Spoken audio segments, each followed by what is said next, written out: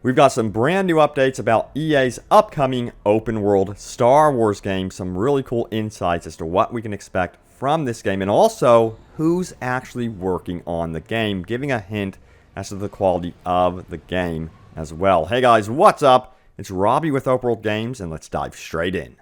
So I think it's very safe to say that a lot of us have been very disappointed in Star Wars games lately, and we're wondering, what does the future hold for us? What is going on with the open world Star Wars game? And also, will we be seeing a single player Star Wars game in the mix? So I've got some brand new details about all of this for you guys today in a recent interview with Game Informer.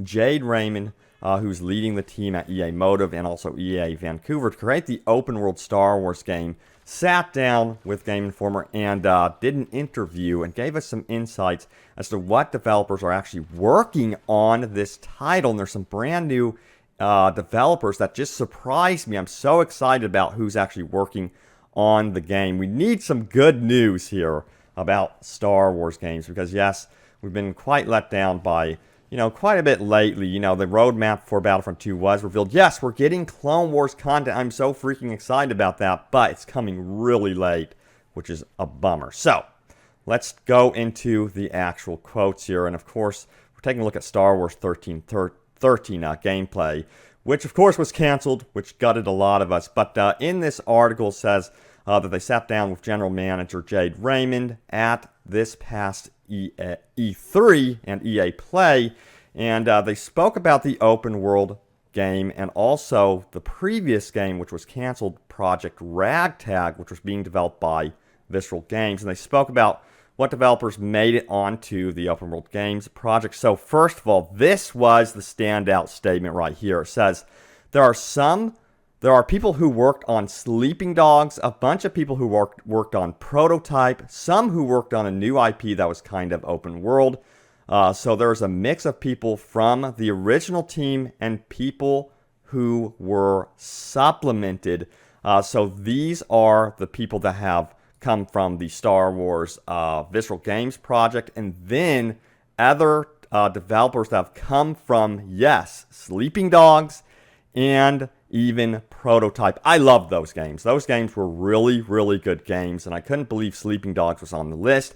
So that does really get me excited because it sounds like this team does know what they're doing. Now, previously we did learn that also there's a bunch of Ubisoft developers in the mix as well, from Far Cry and the like. And I think Far Cry is a really, really good franchise as well. So a lot of people from a lot of different spaces, but mostly familiar with open world games. So this does, in my opinion, bode well for the future of this game, as long as they don't do anything to screw it up. So hopefully they have learned from their mistakes with Battlefront 2's launch.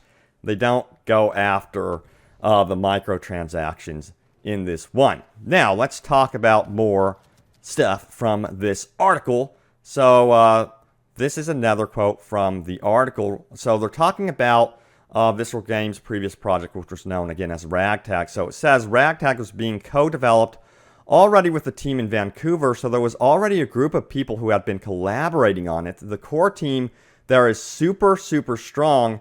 There are people who had worked on Skate, SSX, and a bunch of Need for Speeds back in the day. So there's a core group that was part of EA Black Box when that was a thing. It's people who worked on a lot of non-sport stuff out of EA Vancouver over the years. So yeah, they're listing off there a bunch of franchises, again, that I absolutely adore and love. SSX, Skate, and the like. And they even mentioned Need for Speed, of course, in there, which, as you guys know already, is very much open world. So the pool of talent is getting bigger and bigger for this brand new open world Star Wars game. And things are looking up for, at least at the moment. I'm going to let you guys know if things change. Of course, the biggest question is, what type of game will it be? Will it be more multiplayer focused? Or will it be more single player focused? That's going to be the question. So the article did go on to say this. We also asked what, if anything, the studio planned to preserve from the original linear single player concept, spearheaded by former Uncharted creative director Amy Hennig, who, of course, as you guys know, did leave EA to form her own studio. So Jade Raymond replied saying this: I don't know how much we're saying about that stuff right now, but the goal is we have 3 terabytes of Star Wars artwork, which is crazy, and there is a lot of really good work there.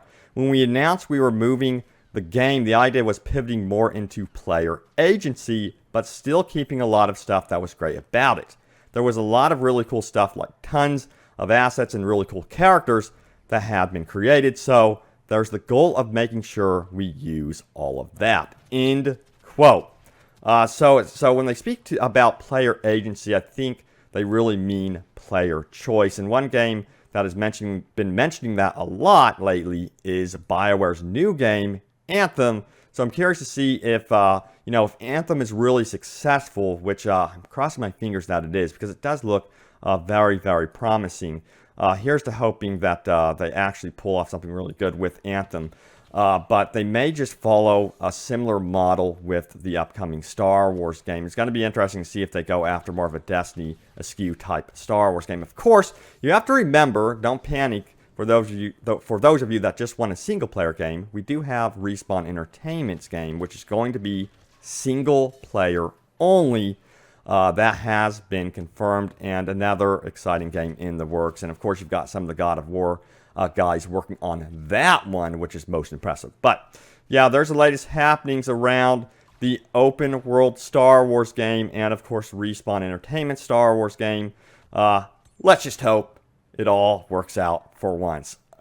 We've been through a lot as Star Wars fans when it comes to Star Wars games. We've seen so many good games canceled, so many good games with potential just absolutely destroyed at launch. I'm speaking about Battlefront 2. That one had so much potential out of the gates at launch. It is just gut-wrenching what happened to that one. And they're really getting it down. They've changed the progression system. It's looking really good in terms of that. And then some of the stuff that's coming up here, although it's going to take forever, is very, very promising for the future of Battlefront 2. So in that way, I'm excited, but it's taking freaking forever. But guys, stay tuned here to Star Wars HQ for more news about this open world Star Wars game, and of course Respawn Entertainment Star Wars game, Star Wars Battlefront 2, Episode 9, and anything else Star Wars. But guys, thank you so much for the support. Thank you for watching, and I will see you guys next time.